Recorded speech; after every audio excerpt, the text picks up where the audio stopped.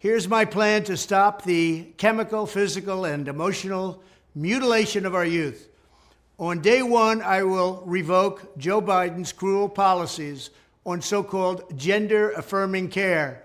Ridiculous. A process that includes giving kids puberty blockers, mutating their physical appearance, and ultimately performing surgery on minor children.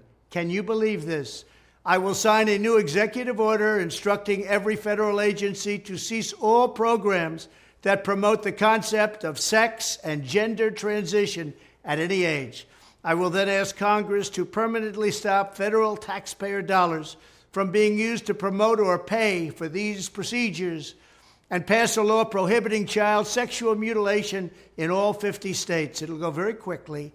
I will declare that any hospital or healthcare provider that participates in the chemical or physical mutilation of minor youth will no longer meet federal health and safety standards for Medicaid and Medicare and will be terminated from the program immediately. Furthermore, I will support the creation of a private right of action for victims to sue doctors who have unforgivably performed these procedures on minor children. The Department of Justice will investigate Big Pharma and the big hospital networks to determine whether they have deliberately covered up horrific long-term side effects of sex transitions in order to get rich at the expense of vulnerable patients, in this case, very vulnerable.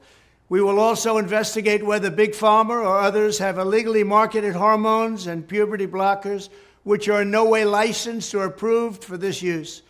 My Department of Education will inform states and school districts that if any teacher or school official suggests to a child that they could be trapped in the wrong body, they will be faced with severe consequences, including potential civil rights violations for sex discrimination and the elimination of federal funding.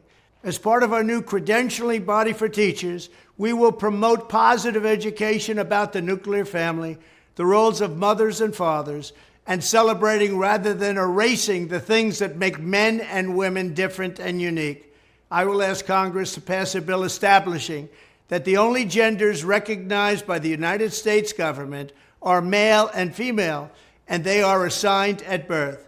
The bill will also make clear that Title IX prohibits men from participating in women's sports, and we will protect the rights of parents from being forced to allow their minor child to assume a gender which is new and an identity without the parent's consent. The identity will not be new, and it will not be without parental consent. No serious country should be telling its children that they were born with the wrong gender, a concept that was never heard of in all of human history. Nobody's ever heard of this, what's happening today. It was all when the radical left invented it just a few years ago. Under my leadership, this madness will end. Thank you very much.